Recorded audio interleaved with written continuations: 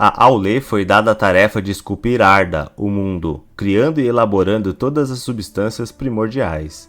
Ele era o supremo artífice e o pai da metalurgia, senhor da terra, das pedras e dos metais, especializado em todos os trabalhos de geografia, desde os mais aparentes até os mais secretos. Diferente de Melkor, Aule não se interessava pela posse ou pela dominação. Além da formação de Arda, ele foi o responsável, direto ou indiretamente, por algumas das mais importantes obras que se entrelaçam com a história e o destino de anões, elfos, homens e até mesmo dos Valar. Bem-vindos ao Mundo Escrito.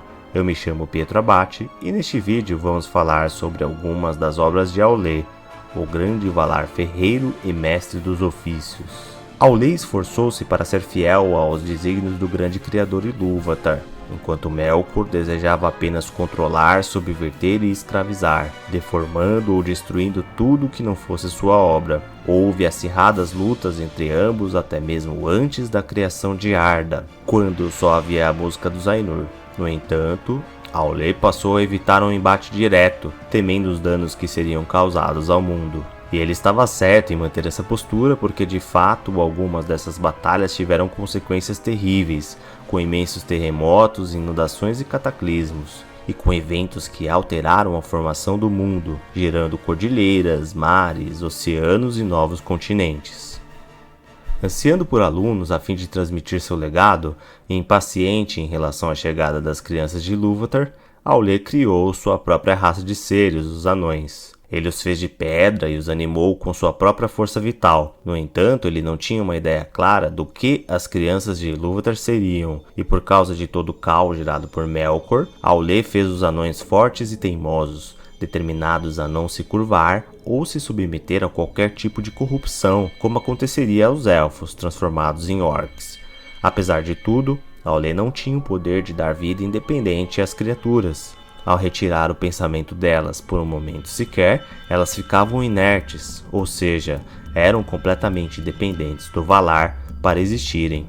Quando Aule terminou seu trabalho, ele começou a ensinar os anões na língua que ele havia criado para eles. No entanto, Ilúvatar abordou Aule, perguntando por que ele buscava ultrapassar seu próprio poder e autoridade, criando algo que não lhe cabia, uma nova vida. Aule imediatamente se arrependeu, respondendo que o desejo de criar havia sido aceso em si por ele, o poderoso Ilúvatar, e que só desejava outras criaturas para amar, ensinar e compartilhar a beleza do mundo. Arrependido e envergonhado de sua impaciência, ele então submeteu suas criações à vontade de Ilúvatar. Supondo que eles deveriam ser destruídos, Aule ergueu o seu imenso martelo e preparou-se para golpear os 7 pais dos anões. Traçando paralelo com a Bíblia, esse episódio tem semelhanças com o sacrifício de Abraão, quando o patriarca iria sacrificar seu próprio filho Isaque para supostamente atender à vontade de Deus.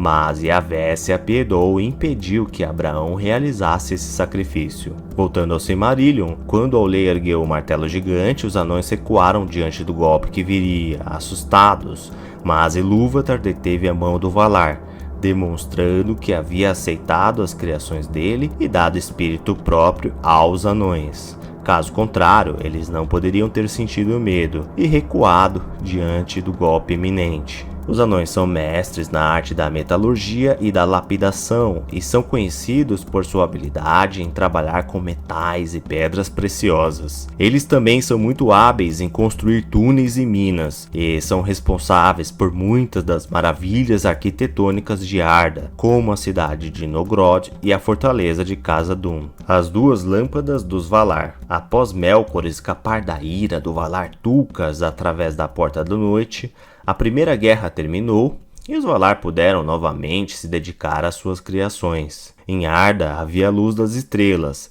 acesas por Varda para iluminar o mundo. Aule então forjou os recipientes das lâmpadas para que Varda, a rainha das estrelas, e Manwë, o rei dos ventos, os preenchessem com poderosa luz. Os Valares trabalharam em conjunto na edificação de um colossal pilar, muito mais alto do que qualquer outra obra, natural ou não, onde depositaram as radiantes lâmpadas, uma no norte da Terra-média, chamada Iluin, e outra no sul, nomeada Ormal.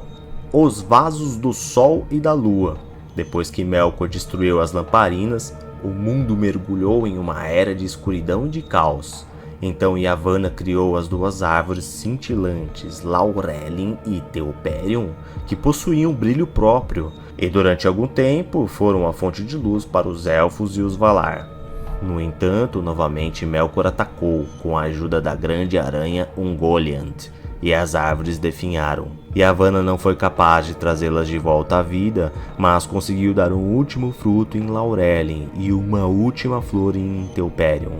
Sendo assim, Aule concebeu duas naves, ou vasos, que continham o brilho da flor e do fruto, a fim de que pudessem cruzar os céus e assim iluminar o mundo. Para conduzir o fruto foi escolhida Aren, uma poderosa entidade ligada ao fogo, e para a flor Tilion, um caçador Maiar. Logo, quando Tilion subiu aos céus, ocorreu a primeira noite de luar em Arda, e 7 noites depois, Aren elevou-se no firmamento, possibilitando a primeira alvorada. Um ponto em comum entre mitologias de diversas culturas é que as fases da lua, os eclipses e outros fenômenos lunares são originados ou governados por entidades celestiais. Angainor, a corrente de Melkor.